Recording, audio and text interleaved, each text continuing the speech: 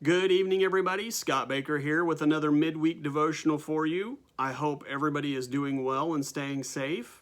As you can see behind me, the backdrop has changed. I used to have my books on the shelves behind me, and now I've had to switch to the green curtains. We recently did some moving furniture around in the house, and things didn't quite work out the way I wanted them to. So anyway, bear with them. They're all right. So tonight we're going to talk about what does being good mean to you. Now tonight I'm going to start off with a little story, so bear with me. Little Billy was known for getting into trouble and constantly giving his mom fits. On one particularly rough night, Little Billy's mother was at her wit's end. Little Billy had been acting out all day and she couldn't take it anymore. She cried out, "How on earth do you expect to get into heaven acting like that?" Little Billy thought for a moment and then answered, "Well, I guess I'll just run in and out and in and out and back and forth and slam the door back and forth until they say, 'For heaven's sakes, just come in or go out, but shut the door.' And then I'll go in and stay." Little Billy had a plan, but he wasn't actually being good to earn his reward. How many times have we done that ourselves? How many times have we wanted something even though we knew we weren't deserving of it? I know that I can personally say many, many times. Being good is a state of mind. And if you don't believe me, just ask any child as Christmas approaches. Ask them, "Have you been good this year so Santa Claus will come?" I'm pretty sure the majority of the kids you ask are going to be like, "Oh yeah, I was good. I was good all year long." Now turn and ask the parents and see if you get a separate story.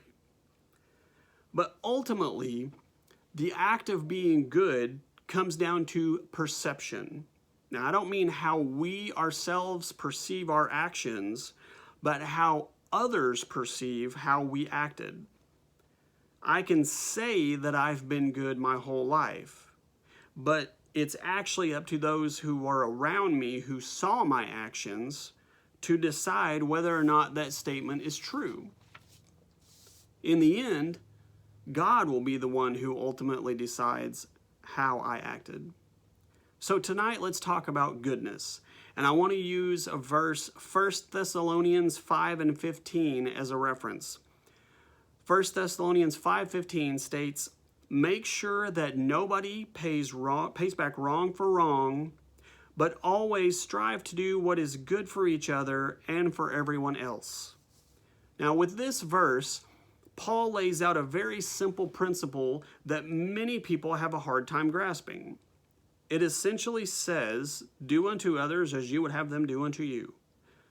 Be good toward everybody and expect them to be good back to you. If we all followed this teaching, if society as a whole gave this a shot, can you imagine the amazing world we would live in? Now let's break down this verse. It starts off and it says, "Make sure nobody." Now this means everybody. Me, you, the neighbors, the kids, the parents, the judges, the lawyers, everybody. Nobody is excluded. Make sure nobody pays back wrong for wrong. Now, what's wrong for wrong? If somebody does something bad, don't pay it back. Don't retaliate. If somebody curses at you, don't curse back. If somebody throws something at you, don't pick up something and retaliate. If somebody says they hate you, don't spite them in your heart. That's just as bad as physical retaliation. This goes along with Jesus when he said, "Turn the other cheek." That was both taken metaphorically and literally. If somebody hits you, walk away. You know how hard that is to fight against human nature and walk away? Make sure nobody pays back wrong for wrong, but always strive to do what is good for each other. Now, he's talking about people of faith here. I've heard a couple of sayings and adages that have stated things like, nobody gossips better than a Baptist, or nobody can stab you in the back better than a Christian. Now, those really hurt me and offend me as a person of faith. But I would imagine sadly as it is to say, that those are based on truth for some people. The person or persons that came up with those adages probably had a bad experience with somebody who said they were a Christian. As a result, they are venomous towards all of us. We as God's people need to be constantly looking out for one another. We need to gently correct each other when we are wrong, but we also need to have an open heart and an open mind to be able to receive that correction when it is given. Continuing on with the verse, it says, make sure nobody pays back wrong for wrong, but always strive to do what is good for each other and for everyone else. Not just for those of us of faith, but everybody. Continuing on with that, we as God's people need to be looking out for those who are not saved as well. They need us more than ever, and we need to be the shepherds that help lead them to God. God is so good to us with everything. Whether we see it at the moment or not, God is good always. I can say that resolutely with no doubt. The psalmist, if you look at the book of Psalms, the psalmist understood this and point blank declares it in Psalms 107. Give thanks to the Lord. There's no way of misinterpreting that. Give thanks to the Lord, for he is good. His love endures forever.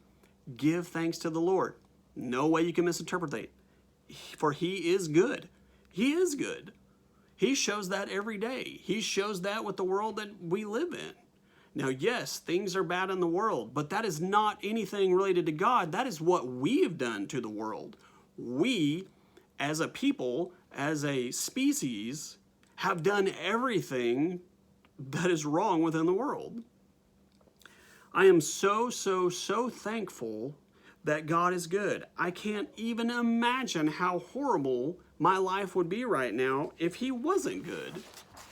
Now, for God, good is just who he is. That is his underlying nature. That is not an attribute that he has. That is not anything that he developed. That is just who he is.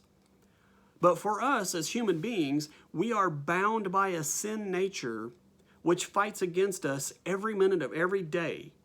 We are in a constant battle, whether we want to admit it to ourselves or not. We are in a constant battle to be good, to fight against our nature, our egos, our desires, our ambitions. They all sometimes fight against goodness. It's up to us to corral those ambitions and those egos and the desires. We are the ones who have to overcome that. But we have God's mercy and his love and his unfailing goodness to help us get through. We can overcome anything through him, and he is more than willing to help us. All we have to do is ask. Guys, thanks again for listening tonight. I hope this devotional has helped you. I hope it's lifted you up a little bit. Hope you guys have a great week and take care. See you next week.